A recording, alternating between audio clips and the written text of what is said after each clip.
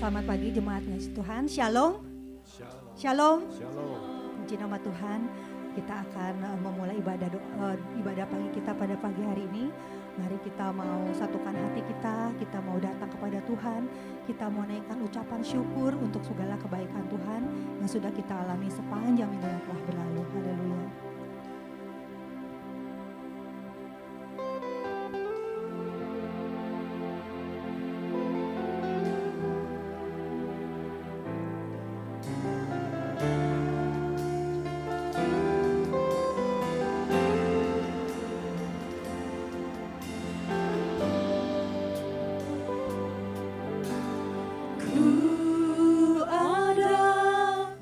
Sampai hari ini, itu semua karena anugerah-Mu.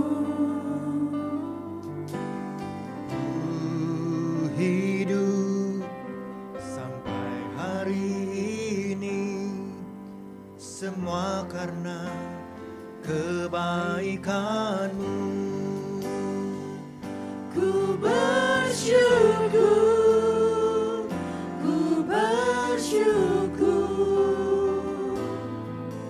Kau selalu baik dalam hidupku. Ku bersyukur.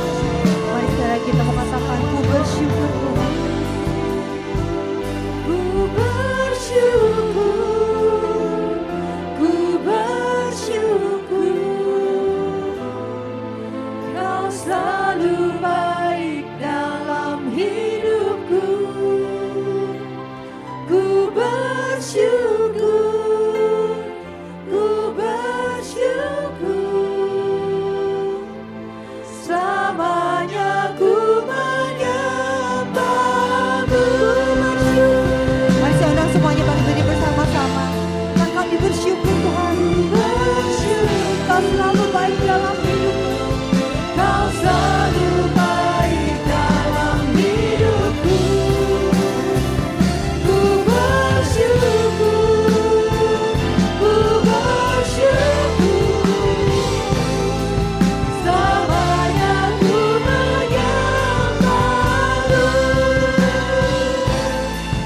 Selamanya ku menyembahmu.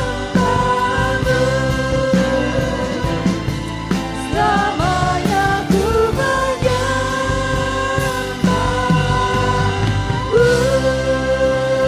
Berikan tepuk tangan sorak-sorai bagi Allah kita. Kami bersyukur kepadamu Tuhan.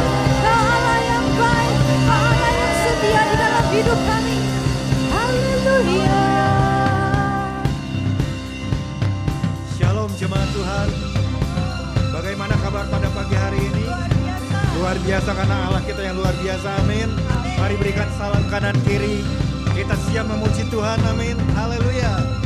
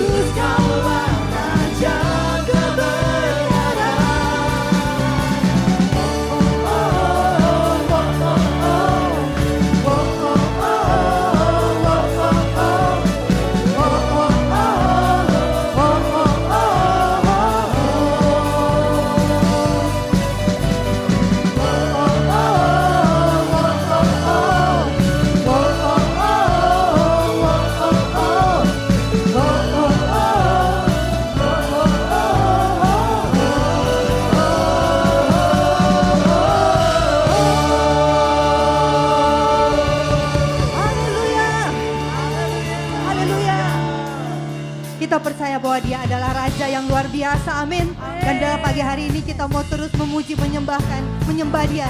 Dan kita juga bersyukur karena Allah yang luar biasa itu, Dia hidup di dalam kita. Haleluya.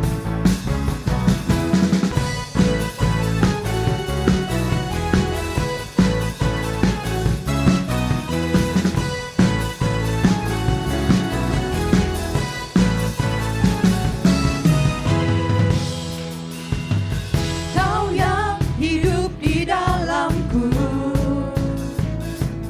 menjadikanku lebih dari pemenang. Seluruh bumi tinggikan nama-Mu, menyatakan kebesaran dan keagungan-Mu. Yesus, Tuhanku pemenang, Raja segala raja, perbuatanmu ajaib dan perkasa. Kaulah Tuhanku yang hebat, kuasa iblis dikalahkan, surga bumi bersorak.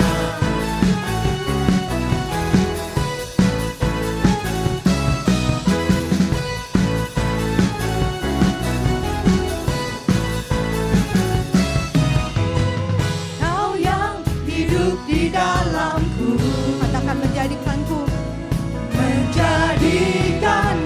lebih dari pemenang. Seluruh bumi tinggikan nama-Mu, menyatakan kebesaran dan keagungan-Mu. Yesus, Tuhanku pemenang, Raja segala raja, perbuatanmu ajaib dan perkasa. Kaulah Tuhanku yang hebat, kuasa iblis dikalahkan, surga bumi bersorak.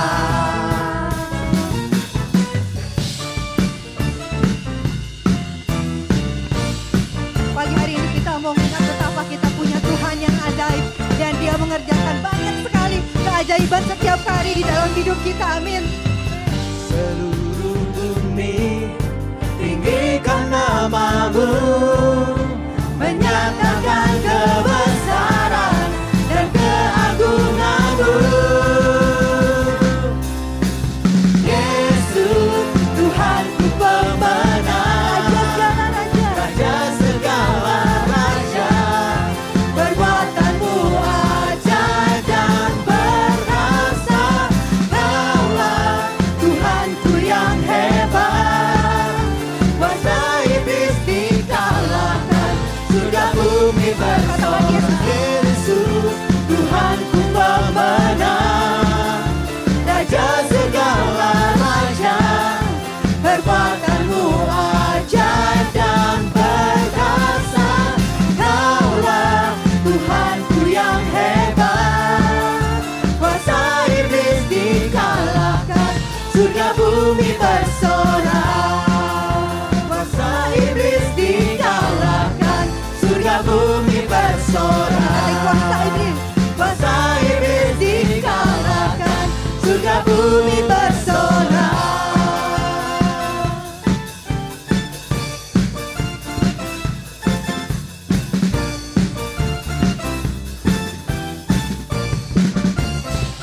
Sekali lagi berikan tepuk tangan sorak-sorai bagi Allah kita yang luar biasa.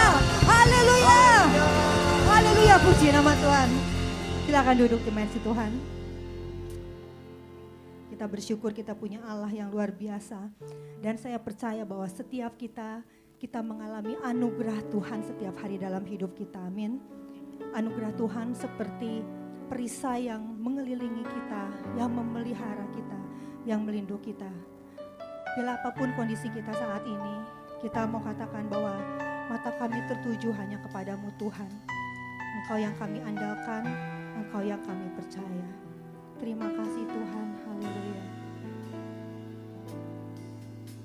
Mata kami tertuju padamu,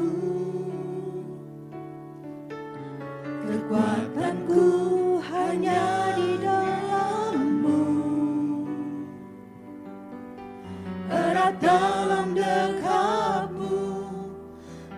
terlebih di saat aku mengerti.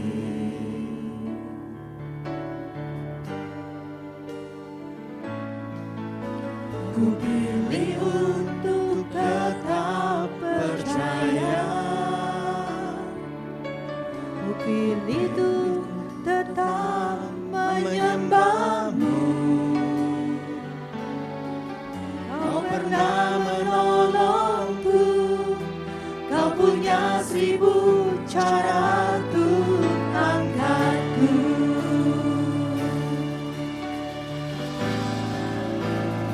Anugerahmu jadi perisaiku, mengelilingiku, memeliharaku. Anugerahmu untuk seumur hidupku. Ada saat yang lain pergi. Anugerahmu jadi perisaiku, mengelilingiku, memeliharaku. Anugerahmu untuk seumur hidupku terjadi dalam hidupku.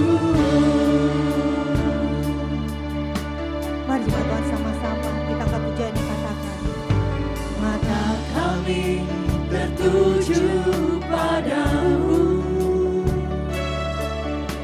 kekuatanku hanya di dalam. Erat dalam dekatmu, terlebih di saat aku mengerti.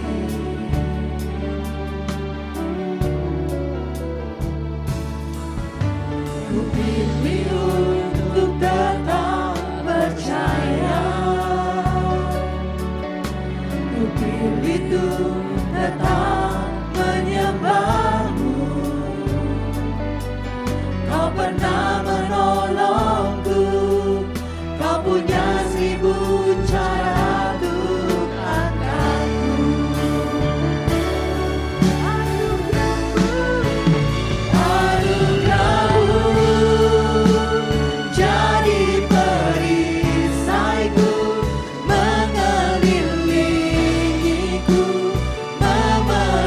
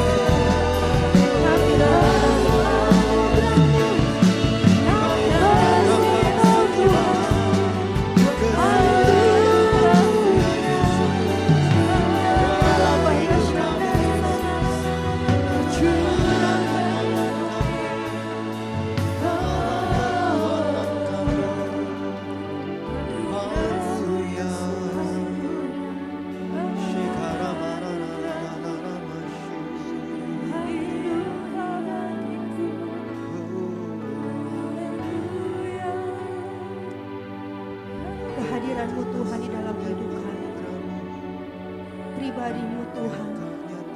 Itu yang lebih kami rindukan, lebih dari anugerah yang Kau berikan kepada kami Tuhan.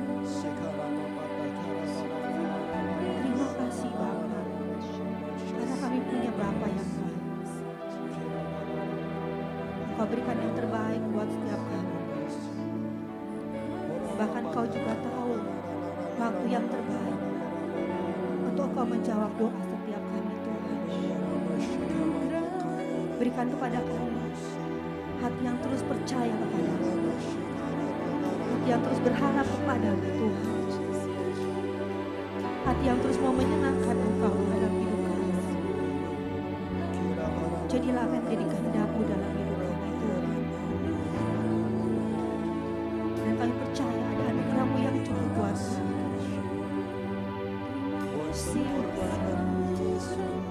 Mari terus naikkan ucapan syukur kita kepada Tuhan. Mari kita terus hitung kebaikan Tuhan dalam hidup kita.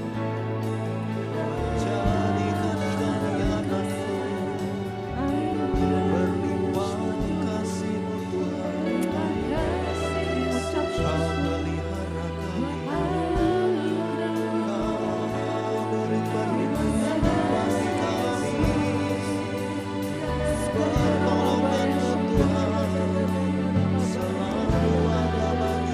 Mari sekali lagi kita katakan, Anugerah-Mu jadi perisaiku, mengelilingiku, memeliharaku. Anugerah-Mu untuk seumur hidupku. Ada saat yang lain pergi. Anugerah-Mu jadi perisaiku, mengelilingiku, memeliharaku. Anugerah-Mu untuk seumur hidupku terjadi dalam hidupku. mari saya undang semuanya bangkit berdiri. Anugerah-Mu jadi perisaiku, mengelilingiku, memeliharaku. Anugerah-Mu untuk seumur hidupku. Ada saat yang lain pergi. Anugerah-Mu jadi perisaiku, mengelilingiku, memeliharaku. Anugerah-Mu untuk seumur hidupku terjadi dalam hidupku. Anugerah-Mu untuk seumur hidupku terjadi dalam hidupku. Anugerah-Mu untuk seumur hidupku terjadi dalam hidupku.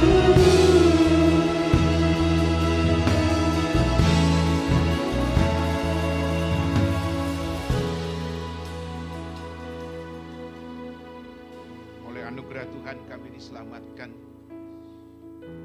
kami dibenarkan, kami dijadikan, diangkat menjadi anak-anak Allah, bahkan menjadi warga kerajaan sorga. Sungguh besar anugerah-Mu Tuhan. Oleh anugerah-Mu kami diberi kemampuan setiap hari, kekuatan untuk melalui kehidupan ini bersama dengan Tuhan. Terima kasih Tuhan, kami hari ini kembali mau mendengarkan firman Tuhan, bahwa sesungguhnya selalu ada kasih karunia dalam kehidupan kami.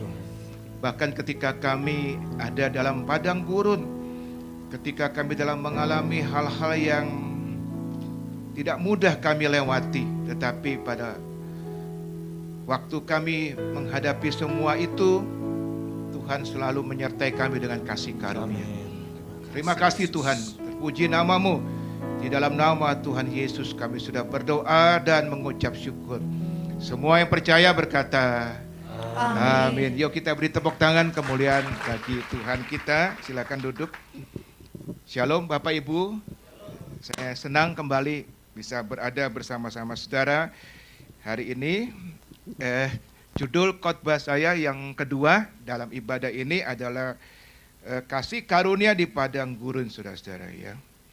Saya ada sebuah peta yang saya buat itu mengenai perjalanan bangsa Israel. Ini kita bisa baca dalam perjanjian lama, dalam kitab Keluaran, Bilangan ya. Bagaimana saudara-saudara bangsa Israel yang tadinya menjadi budak ya di Mesir, oleh anugerah Tuhan sekali lagi Tuhan menjawab jeritan doa mereka melalui hamba Tuhan besar bernama Musa. Maka mereka dipimpin Tuhan saudara-saudara keluar dari Mesir menuju tanah perjanjian. Yang menarik adalah saudara-saudara, ternyata tadi pagi juga saya sudah singgung sedikit bahwa sebenarnya kita mempelajari perjalanan bangsa Israel ini bukan sekedar cuma ini satu sejarah yang pernah terjadi dulu, tetapi menjadi satu contoh, satu peringatan bagi kita yang hidup pada akhir zaman. Kenapa? Karena ternyata tempat-tempat ini ada ya, tetapi di balik itu juga tempat-tempat ini mengandung nilai-nilai rohani, mengandung pengertian rohani, saudara-saudara. Ambil contoh ya saudara-saudara, nomor satu itu Mesir. Mesir itu artinya dunia ya. Tidak kebetulan kalau saudara ke Mesir, saudara akan lihat piramid bukan?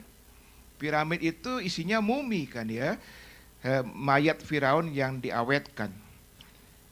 Berarti sebenarnya piramid itu adalah tempat kematian. Dunia ini adalah tempat kematian, artinya dunia tanpa Tuhan. Ujungnya adalah kematian, ujungnya adalah maut. Amin saudara. Kemudian saudaraku, waktu mereka keluar dari Mesir itu kan merayakan Paskah ya, menyembelih domba, membuka darahnya pada tiang-tiang rumah pintu mereka. Itu bicara keselamatan. Karena kita diselamatkan bukan karena perbuatan kita, tetapi anugerah oleh karena darah anak domba Allah, yaitu Tuhan Yesus Kristus. Amin. Jadi ada nilai-nilai rohani yang bagus sekali saudaraku dari perjalanan ini. Tuhan menaruhnya bukan sekedar fisik, tetapi di dalamnya ada nilai rohani. Lalu mereka melewati Laut Merah. Harus nyebrang Laut Merah. Itu bicara tentang apa sih? Baptisan air. Di mana kita ini sebagai anak-anak Tuhan setelah kita lahir baru, kita ngalami baptisan air, saudaraku. Lalu mereka harus sampai ke Gunung Sinai. Nah, Gunung Sinai itu bicara baptisan Roh Kudus, saudaraku. Di mana di situ kita diajak semakin lebih dewasa, lebih peka kepada Tuhan ya, dan seterusnya, saudaraku. Nah, kita tentu enggak membahas seluruh perjalanan ini karena akan panjang tentu ya, dan sampai akhirnya mereka ke tanah Kanaan ya, di nomor 7 itu. Disitulah mereka punya tujuan akhir. Tanah Kanaan bukan tujuan akhir, karena di tanah Kanaan mereka mesti berperang, bertempur melawan 31 raja-raja, kata kitab Yosua. Tetapi tujuan akhirnya adalah Bukit Sion, Gunung Sion, yang ada di wilayah tanah Kanaan. Disitulah saudara-saudaraku, Daud yang akhirnya ya menuntaskan perjalanan bangsa Israel ini, menaklukkan suku terakhir yang namanya suku Yebus, dan kemudian menaruh tabut perjanjian di Bukit Sion, dan kemudian arah turun. Jadi ternyata ada 3 tokoh utama dalam perjalanan bangsa Israel. Musa, Yosua, dan Daud. Karena Yosua tidak berhasil menuntaskan, mengalahkan 31 raja. Raja terakhir yang dikalahkan adalah Yebus, itu Daud yang kalahkan, saudara-saudara. Dan 31 raja itu indah, ternyata itu mengandung pengertian rohani. Itu 31 musuh yang harus kita taklukkan, yaitu ego kita. Bicara apa? Pertama, misalkan mementingkan diri sendiri, itu ego.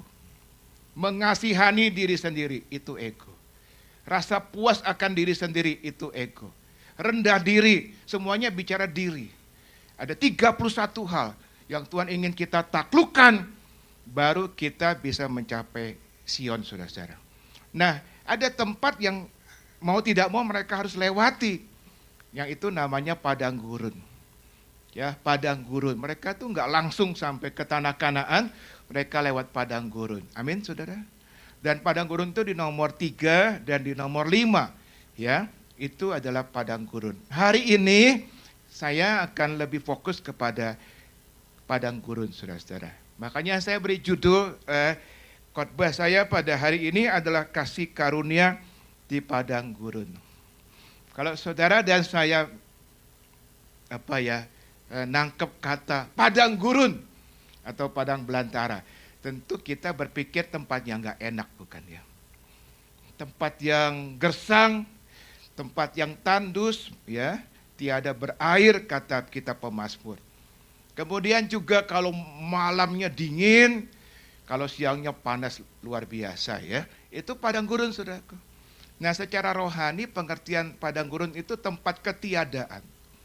Ketiadaan apa? Ketiadaan penghiburan, mungkin juga ketiadaan teman, ya, di padang gurun kita ditinggalin teman. Ketiadaan persediaan, ya, di mana kita sedang terpuruk. Ya, tidak ada makanan, tidak ada air, ya, dan sebagainya dan sebagainya. Jadi padang gurun itu adalah sesuatu yang enggak enak, saudara. Ya kan? Masa padang gurun itu masa kesulitan yang harus kita lewati. Dan saya beritahu setiap orang Kristen, siapapun dia, harus lewati itu. Jadi makanya kita pasti akan mengalami yang namanya kesulitan, yang namanya persoalan, yang namanya pergumulan hidup ini harus kita alami. Tetapi yang luar biasa, firman Tuhan mengatakan di padang gurun Tuhan enggak tinggalkan kita. Amin. Di padang gurun tersedia kasih karunia.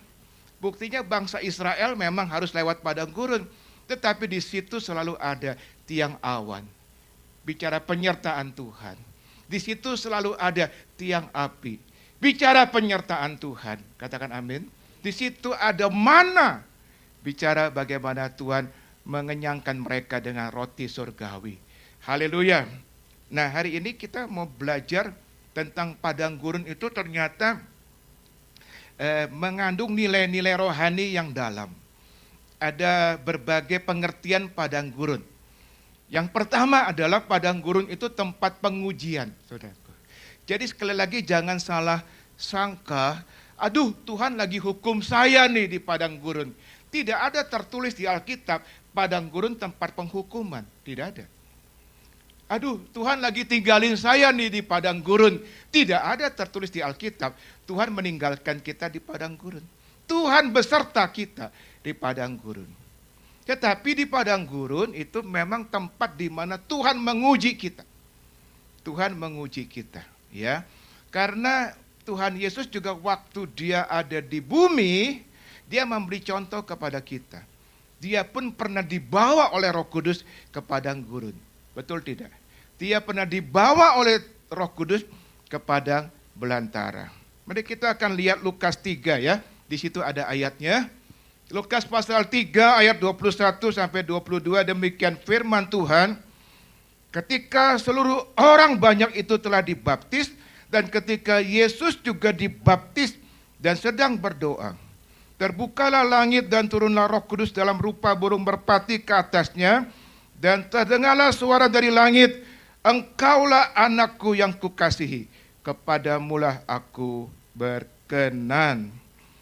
Jadi Tuhan Yesus dibaptis ya di Sungai Yordan. Dan setelah itu terdengarlah suara dari langit, dari Allah Bapa tentunya, engkaulah anakku yang kukasihi, kepadamulah aku berkenan.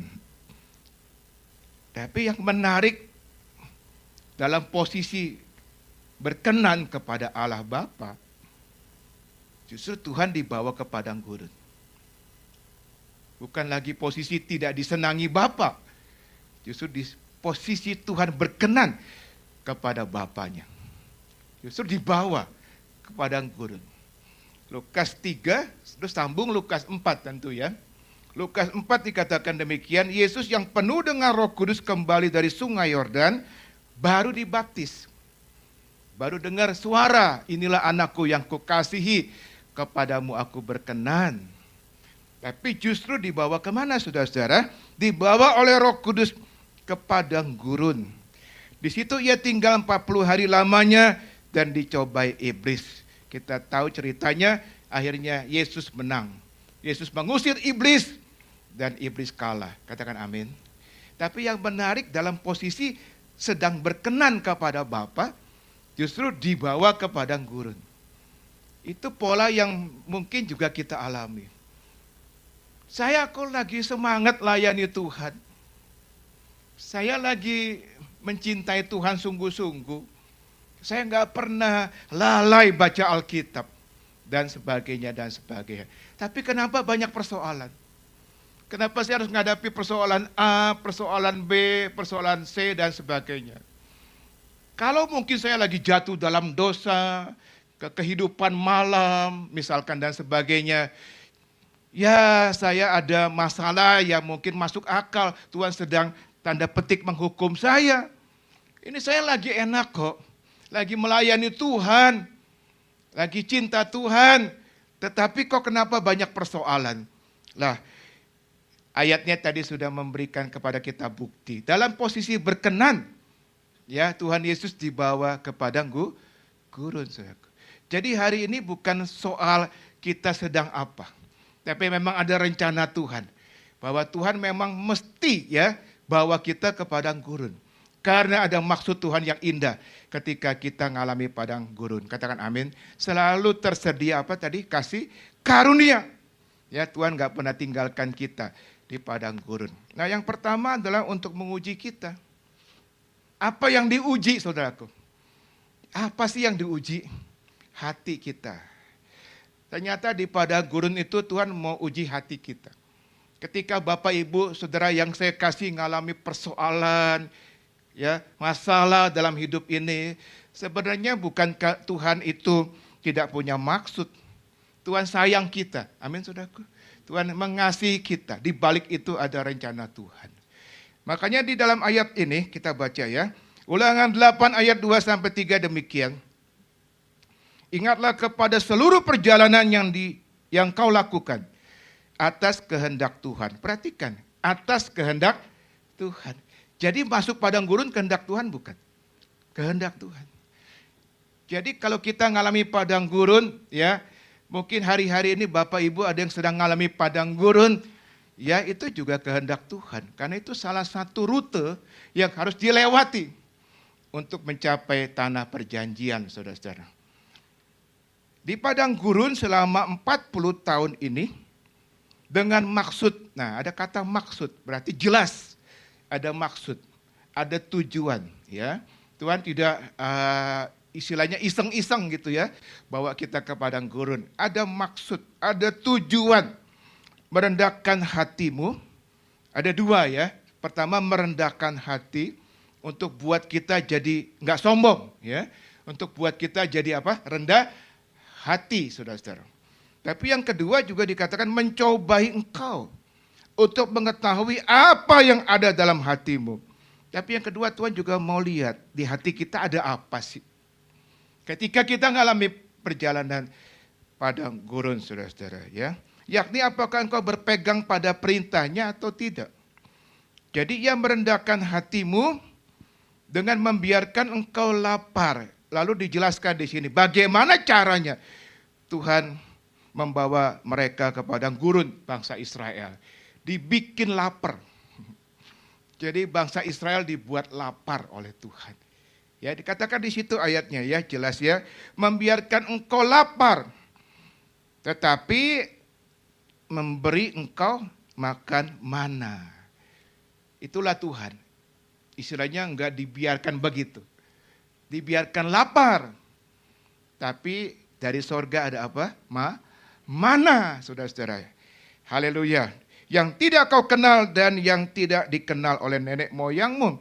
Untuk membuat engkau mengerti bahwa manusia hidup bukan dari roti saja, tetapi manusia hidup dari segala yang diucapkan Tuhan. Katakan amin. Menguji hati, katakan sama-sama, menguji hati. Jadi padang gurun itu tempat menguji hati. Ada apa di hatimu? Tuhan mau lihat, saudara-saudara. Dengan cara bagaimana? Membiarkan kita lapar, tapi memberi mana. Apa maksud ini?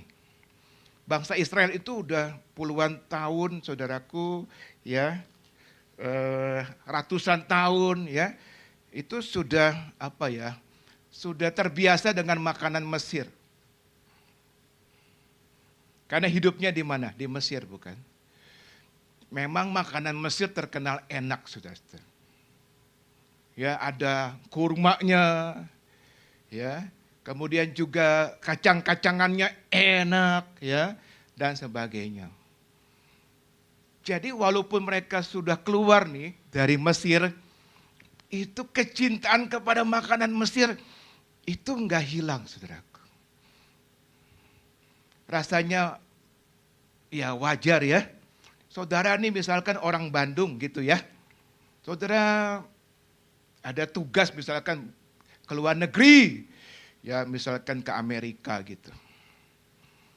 Tapi ada kecintaan makanan Bandung enggak? Ada ya. Rasanya waktu di Amerika ketemunya burger gitu ya. Aduh kepengennya inget di sini apa ya? Lotek gitu ya. Jadi kepengen saudaraku. Ya juga sama ini orang-orang Mesir udah di padang gurun. Tapi kecintaannya kepada makanan Mesir. Tapi disinilah Tuhan mau uji. Gimana hatimu kalau keinginanmu tidak dikabulkan? Tapi aku kasih mana kebutuhan.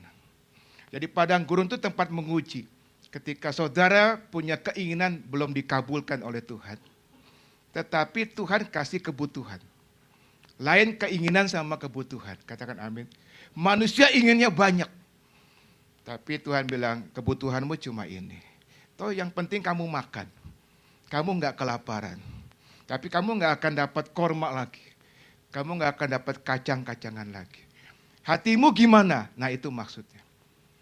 Kalau kamu masih komplain berarti kamu belum lulus ujian.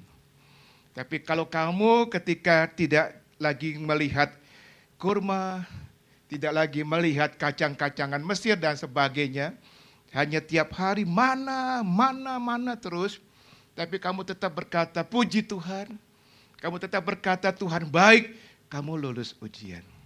Sama dengan kita. Dalam hidup ini di padang gurun, keinginan kita belum terpenuhi. Barangkali saudara sedang berdoa sesuatu, mungkin ada yang sedang mengalami kelemahan tubuh, Tuhan belum kabulkan 100%. Barangkali hari-hari ini ada yang sedang bergumul dengan ekonomi, Tuhan belum kabulkan, saudara dapat pekerjaan yang saudara idam-idamkan misalkan, belum. Berarti keinginan saudara sudah tercapai belum? Belum. Tapi Tuhan kasih kebutuhan kita, enggak pernah Tuhan tinggalkan kita melarat. Katakan amin. Tapi enggak sesuai keinginan kita. Tapi Tuhan kasih. Mana itu? Nah Tuhan mau lihat di hati kita ada apa. Apakah ada syukur atau tidak? Katakan amin. Nah kalau hati kita tetap bersyukur. Kita tetap bisa terima karena kita percaya bahwa apapun yang terjadi dalam hidupku ini, aku ingin selalu berkata, Tuhan Yesus baik. Amin. Artinya ada syukur kepada Tuhan. Maka kita akan lulus ujian, saudara-saudara. Nah kemudian kita akan lihat yang kedua, Tuhan juga ingin kita diajar di padang gurun untuk rendah hati. Maka ada ayat tadi dikatakan, belajarlah padaku ya dalam firman, aku lemah lembut dan rendah hati. Kita sering menyanyi lagu pujianku mau sepertimu Yesus. Karakter Tuhan itu lemah lembut dan rendah hati. Makanya di padang gurun saudaraku Tuhan berkata di sini supaya merendahkan hatimu. Itu tujuan Tuhan yang kedua. supaya kita dibikin jadi orang yang rendah hati. Amin. Cenderung kalau kita tidak punya masalah, tidak ada dalam kesulitan, manusia kecenderungannya akan sombong. Manusia kecenderungannya akan merasa bahwa saya bisa toh hidup tanpa Tuhan. Tapi Tuhan izinkan masalah. Bukan untuk menghancurkan kita, tapi justru untuk kebaikan kita. Supaya kita menjadi orang yang rendah hati. Kenapa saudaraku?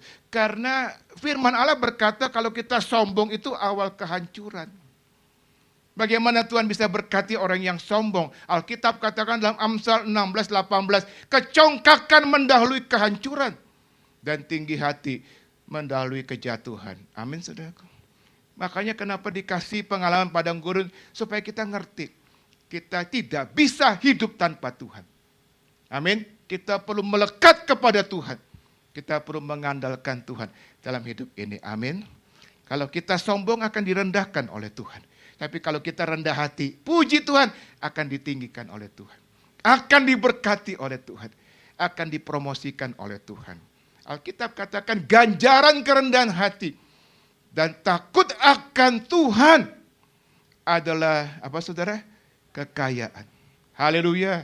Kemudian kehormatan. Dan yang ketiga adalah kehidupan. Katakan amin. Nah, orang yang sombong tidak akan mungkin dipakai Tuhan. Hamba-hamba Tuhan besar yang Tuhan pakai baik yang ada di Alkitab maupun yang setelah itu dipakai Tuhan karena rendah hati. Kalau saudara rendah hati, percayalah, saudara pasti akan dipakai oleh Tuhan Yesus.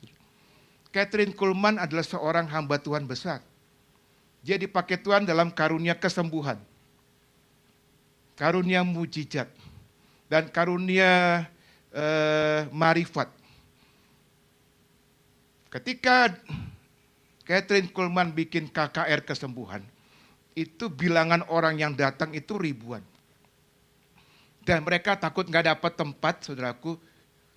Waduh, misalkan malam baru KKR-nya, sore atau bahkan siang bahkan, itu sudah ada di tempat lokasi. Supaya dapat tempat. Karena Tuhan pakai hamba Tuhan ini luar biasa, saudaraku. Ya, jadi ketika KKR selesai, itu pasti selalu itu. Ada kursi roda kosong. Yang ditinggalkan oleh pemiliknya. Kenapa? Karena pemiliknya sembuh. Yang lumpuh berjalan. Yang buta melihat. Haleluya, katakan amin. Tetapi kenapa? Karena dia humble. Karena dia rendah hati. Saudaraku, hari ini semakin rendah hati kita, Tuhan semakin pakai kita. Tuhan semakin berkati kita. Tuhan semakin promosikan hidup kita. Catherine Kuhlman mengatakan demikian, saudaraku ya. Saya bacakan di sini. Dia berkata, saya tidak mempunyai kemampuan apapun untuk menyembuhkan orang. Saya hanya membantu menghubungkan iman yang ada pada orang itu kepada Tuhan. Dan Tuhan yang menyembuhkan. Tersirat di sini rendah hatinya ya. Siapa saya? Saya nggak ada apa-apanya. Saya cuma istilahnya cuma kurir gitu ya. Cuma mengantarkan nih orang ini yang punya iman kepada Tuhan supaya Tuhan sembuhkan. Tidak mencuri kemuliaan Tuhan. Semakin rendah hati, semakin kita diberkati. Haleluya. Yang kedua, padang gurun tempat pemurnian. Kalau yang pertama tadi bicara tempat apa, saudaraku? Pengujian. Yang kedua adalah tempat pemurnian. Ayatnya jelas ya. Sebelum aku tertindas, aku nyimpang. Artinya orang Kristen, saudaraku, siapapun juga dia, cenderung bisa nyimpang. Cenderung bisa salah jalan. Kita sebenarnya nggak mau berbuat dosa, tapi akhirnya jatuh lagi dalam dosa. Itulah manusia. Makanya ada ayat berkata, sebelum aku tertindas, aku nyimpang. Jadi ketika memang kita tidak dalam posisi pengalaman padang gurun, mungkin kita lagi enak, ya, lagi menikmati berkat Tuhan, justru di zona nyaman itu biasanya kita nyimpang. Ya kan? Nah, dikatakan di sini, tetapi sekarang setelah ditindas, setelah dibawa Tuhan kepada padang gurun, justru aku kembali benar. Aku kembali lurus jalanku. Aku berpegang kembali kepada janji Tuhan. Katakan amin. Jadi dimurnikan. Artinya diluruskan kembali jalan kita. Yang tadinya sudah menyimpang. Kembali kepada jalan yang benar. Supaya apa? Supaya Tuhan kembali memberkati kita. Amin. Di luar Tuhan tidak ada berkat Tuhan. Hanya di dalam Tuhan ada berkat Tuhan. Katakan amin. Makanya saudaraku, pemazmur enggak merasa kecewa ketika dia ada di padang gurun. Ketika harus ditindas gitu kira-kira ya atas izin Tuhan. Dia bilang begini saudaraku, bahwa aku tertindas itu baik bagiku. Di sini ada rasa syukur kepada Tuhan. Meskipun dalam posisi ditindas. Meskipun dalam posisi dia ada di padang gurun. Tapi pemazmur enggak komplain kepada Tuhan. Kenapa Tuhan? Aku kau ditaruh di tempat yang enggak enak ini. Enggak. Ngerti saudara ya? Tapi dia tetap dikatakan bahwa aku tertindas. Itu baik bagiku malah. Supaya aku belajar ketetapan-ketetapanmu. Kembali dia ketemu Tuhan di situ. Kembali dia mencintai ketetapan-ketetapan Tuhan di situ. Mungkin yang tadi dia sudah mulai malas. Sekarang dia kembali lagi. Katakan amin. Dan setelah itu saya berani pastikan berkat Tuhan pasti akan mengalir. Katakan amin. Jadi hari ini Tuhan murnikan kita ya. Supaya kita kembali bertobat. Saya beritahu dosa itu akan memisahkan kita dari anugerah Tuhan. Ketika kita minta ampun kepada Tuhan. Dan Tuhan itu setia dan adil. Dia akan mengampuni setiap dosa-dosa kita. Maka kita kembali saudaraku. Di posisi yang dikenan oleh Tuhan. Tuhan pasti akan berkati kita. Haleluya. Kemudian yang ketiga saudaraku. Padang gurun adalah tempat pemurnian ya. Ini ayatnya yang tadi ya. Ini masih yang kedua ya. Saudaraku ayatnya berkata begini.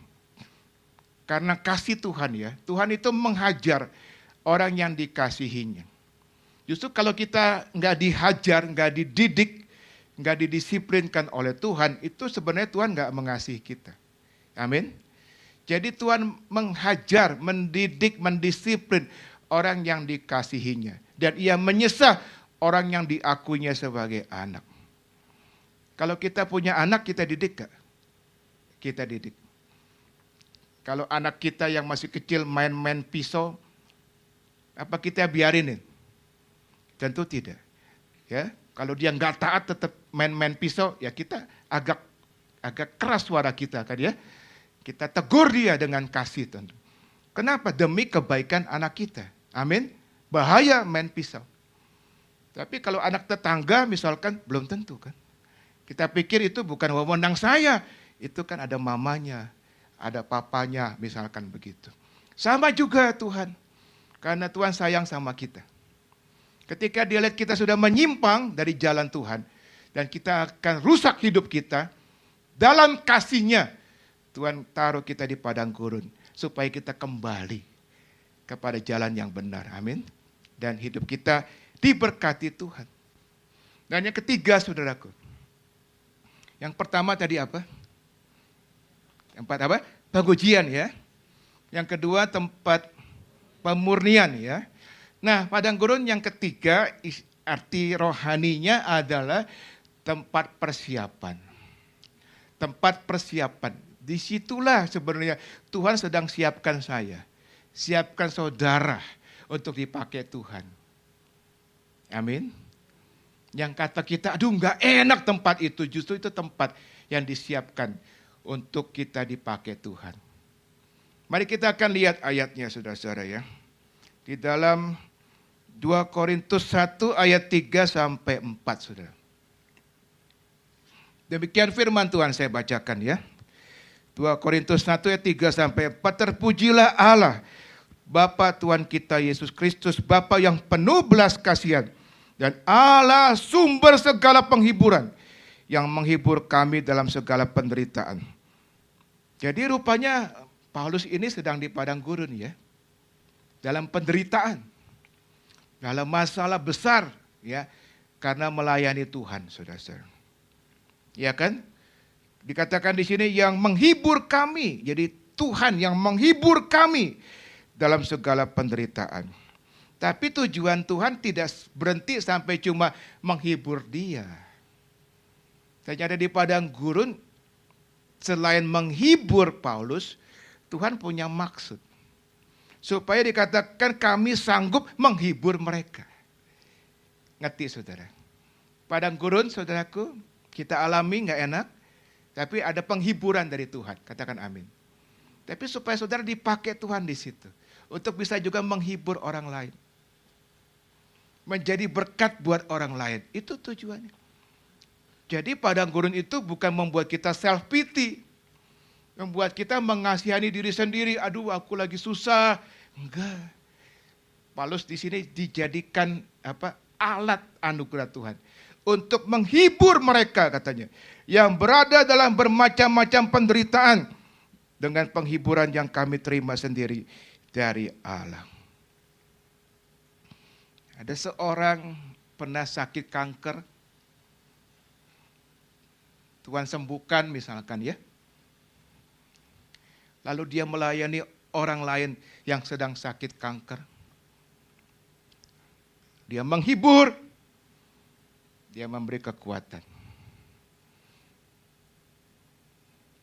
Ada orang lain yang gak pernah sakit kanker. Sehat-sehat. Menghibur orang yang sakit kanker. Orang yang sakit kanker ini lebih percaya mana? Lebih percaya kepada orang yang pernah sakit kanker. Tuhan jamah, Tuhan sembuhkan, Tuhan hibur. Dan kemudian dia dipakai Tuhan. Untuk layani orang yang juga sakit kanker. Kenapa? Karena dia akan bilang, kamu pernah ngalami. Kamu pasti ngerti apa yang saya alami. Tapi kalau orang lain yang sehat gak pernah ngalami. Mungkin orang itu akan berkata, kamu mah sehat-sehat. Kamu gak ngerti penderitaan saya. Kamu gak ngerti apa yang sedang saya alami. Betul tidak saudaraku? Jadi ini saudara mengalami pengalaman padang gurun apa? Percayalah bahwa kita punya Tuhan yang hebat. Punya Tuhan yang dahsyat. Yang pasti akan menolong kita. Memulihkan kita, katakan amin. Tapi setelah itu Tuhan punya rencana. Seperti Paulus dihibur oleh Tuhan, dikatakan di sini untuk menghibur juga kepada orang-orang yang dalam kesusahan. Pasti orang-orang ini akan lebih dengar Paulus. Kenapa? Karena Paulus ngalami. Saudara ngerti ya? Itu maksudnya tempat persiapan. Jadi hari ini jangan merasa, aduh tempat yang menakutkan buat saya padang gurun. Tidak. Hadapi persoalan bersama Tuhan. Hadapi masalah bersama Tuhan. Kita bukan ditakdirkan untuk kalah. Kita ditakdirkan untuk jadi pemenang. Katakan amin. Tetapi ada blessing lain. Bukan hanya untuk diri kita. Tapi Tuhan mau pakai saudara. Dan saya untuk jadi alat anugerah Tuhan. Untuk menjadi berkat buat orang lain. Amin saudaraku. Kalau saudara pernah terpuruk di bidang ekonomi. Lalu Tuhan dengan anugerahnya menolong saudara. Bahkan meninggikan saudara. Menjadi orang yang diberkati di bidang ekonomi. Menghibur orang yang sedang terpuruk. Dia akan lebih dengar. Kenapa? Karena dia lihat. Kamu punya pengalaman ya dulu ya. Ternyata betul kamu punya Tuhan yang hebat. Tuhan kamu juga Tuhan saya. Nah itulah tujuannya kita dipersiapkan oleh Tuhan untuk menjadi alat anugerah Tuhan, menjadi berkat buat orang lain. Ya dikatakan tadi di sini ya, sehingga kami sanggup menghibur mereka yang berada dalam bermacam-macam penderitaan dengan penghiburan yang kami terima sendiri dari Allah. Almarhum Papa rohani saya, Pastor Brian Bailey, mengatakan begini saudara-saudaraku, bagus sekali. Salah satu tujuan dari padang gurun adalah agar kita menjadi lebih peka terhadap orang lain. Betul tidak? Saudara? Kalau kita nggak pernah punya masalah, kita nggak akan peka.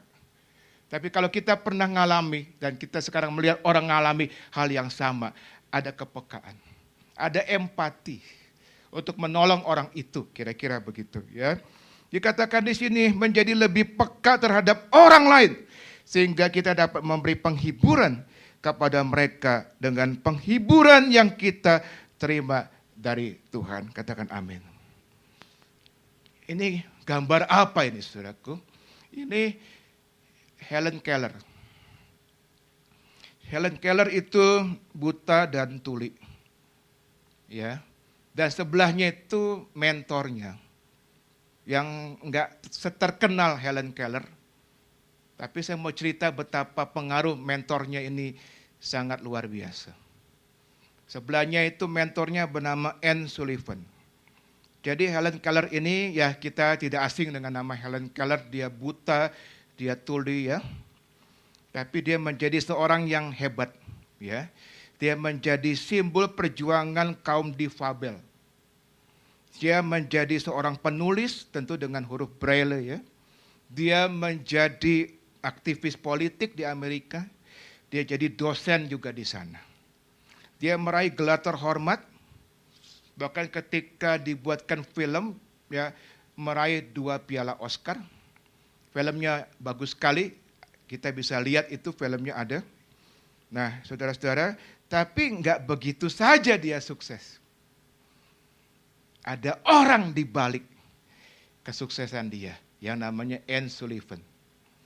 Anne Sullivan ini saudaraku sangat bukan hanya menderita, sangat menderita di masa kecilnya saudara. Ya, dia asalnya dari keluarga memang sudah sangat miskin, udah gitu dia lahir saudaraku sampai usia 5 tahun bisa melihat. Tapi setelah itu dia kena penyakit ya, yang membuat akhirnya dia buta. Dioperasi 2 kali akhirnya bisa sedikit melihat. Tapi sedikit. Istilahnya nyaris buta. Begitu saudara. Di usia 8 tahun saudara, ibunya meninggal dunia. 2 tahun kemudian berarti usia 10 tahun, ayahnya yang meninggal dunia. Berarti dia menjadi yatim piatu saudara. Itu penderitaan Anne Sullivan. Kemudian dia terus melewati kehidupannya bersama dengan Tuhan. Akhirnya dia menjadi seorang suster. Disitulah dia ketemu Helen Keller. Ya, dia merawat Helen Keller sejak Helen Keller masih kecil. Enggak gampang merawat orang yang buta dan tuli. Tapi kenapa Anne Sullivan bisa? Karena dia disiapkan oleh Tuhan. Dia berpikir atau mungkin dia merasa, ini Helen Keller ini nasibnya hampir sama dengan saya. Saya juga buta. Dia buta dan tuli. Saya mau jadi berkat buat dia. Saudara lihat, itu pengalaman padang gurun. Bukan untuk menghancurkan hidup saudara. Untuk memakai saudara. Untuk menjadi berkat buat orang yang pernah atau yang sedang mengalami kira-kira nasib yang sama dengan kita. Tuhan itu baik saudaraku. Dalam segala hal dia punya maksud yang indah dalam hidup kita. Jadi jangan pernah protes kepada Tuhan bahwa kenapa Tuhan saya kok enggak seperti orang lain. Ada rencana Tuhan yang indah dalam hidupmu. Karena setiap orang diciptakan memang berbeda-beda. Katakan amin. Akhirnya Helen Keller saudaraku dirawat luar biasa oleh Helen Keller. Sehingga dia akhirnya jadi orang gitu kira-kira ya. Pastor Belly mengatakan begini lagi. Ketika kita sedang mengalami ujian, namun kita bersedia melayani orang lain. Saudara sedang dalam kesusahan, dalam ujian. Tapi saudara rela jadi berkat masih, jadi berkat buat orang lain. Ya, tidak mengasihani diri sendiri, tapi tetap melayani Tuhan, melayani sesama. Maka Pastor Belly mengatakan begini, ketika kita sedang mengalami ujian, namun kita bersedia melayani orang lain, maka kita akan mendapatkan bahwa rasa kasihan kepada diri sendiri dapat dengan mudah diubah menjadi sukacita. Amin. Kalau saudara self pity, nggak akan diberkati. Tapi kalau kita sedang dalam kesusahan, tapi kita tetap jadi berkat. Aneh, saudaraku, ada sukacita. Karena di tengah-tengah masalah yang kita hadapi, toh kita masih bisa dipakai Tuhan untuk menjadi berkat buat orang lain. Haleluya. Dan yang terakhir, yang keempat, Sudah 3 ya, padang gurun tempat apa? Persiapan, pengujian. Padang gurun tempat pemurnian. Padang gurun tempat persiapan, ya. Dan yang terakhir, wah ini good news tentu buat kita, padang gurun bukan tempat kekalahan. Padang gurun tempat apa? Kemenangan, ya.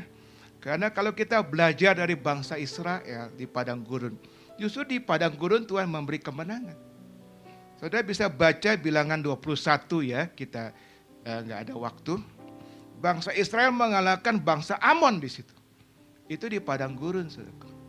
Di bilangan 21 lagi, bangsa Israel juga kalahkan orang-orang Basan. Itu di mana? Padang gurun. Saudara baca bilangan 31, orang Israel mengalahkan bangsa Midian. Di mana itu? Di padang gurun. Tuhan Yesus di padang gurun menang atau kalah? Menang, ya. Dia dicobai oleh iblis, bukan kalah di situ. Jadi saya beritahu, padang gurun bukan tempat kekalahan. Padang gurun tempat kemenangan. Makanya ketika Paulus ada di padang gurun, dia disesah, dia dilempari batu, ya, dia karam kapal, dia kelaparan, dia kehausan dan sebagainya. Tapi tetap dia berkata apa? Tetapi syukur bagi Allah yang dalam Kristus telah membawa kami di jalan kemenangan. Padang gurun bukan jalan kegagalan. Padang gurun bukan jalan kehancuran. Padang gurun bukan jalan kekalahan. Padang gurun jalan kemenangan. Buat saudara dan saya, katakan amin. Hari ini jangan takut dengan padang gurun. Alami, karena di situ ada Tuhan. Yang paling penting adalah terakhir, respon kita. Kalau kita meresponi padang gurun dengan negatif, semua yang saya sampaikan tidak akan jadi. Tapi kalau kita meresponi dengan positif, tetap dengan syukur, tidak kecewa kepada Tuhan, tetap memuji Tuhan dan berkata, Tuhan baik. Maka semua ini akan menjadi milik kita. Dan hidup saudara akan diberkati Tuhan secara luar biasa. Katakan amin. Mari kita bangkit berdiri. Kita mau datang dengan bersyukur kepada Tuhan. Padang gurun apapun yang kita alami hari-hari ini tidak akan membuat kita kecewa, tidak akan membuat kita mundur. Justru akan membuat kita tetap bersyukur dan tetap melayani Tuhan dan sesama kita. Silakan WL Singers menyanyikan satu lagu.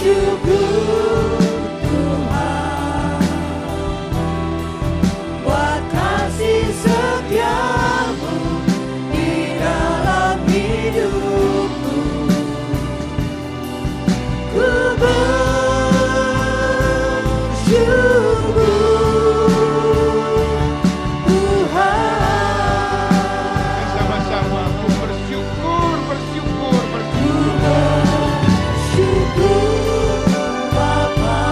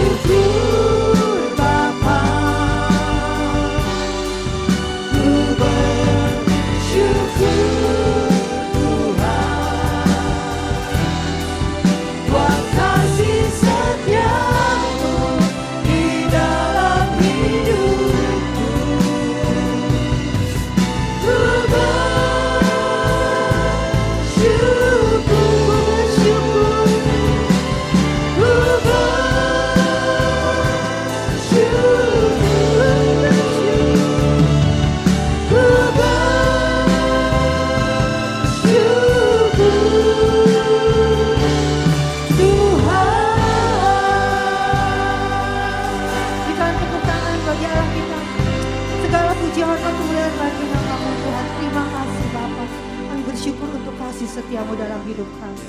Terima kasih Bapa. Haleluya. Amin. Berikan sekali lagi tepuk tangan bagi Allah kita. Puji nama Tuhan. Silakan duduk Bapak Ibu si Tuhan.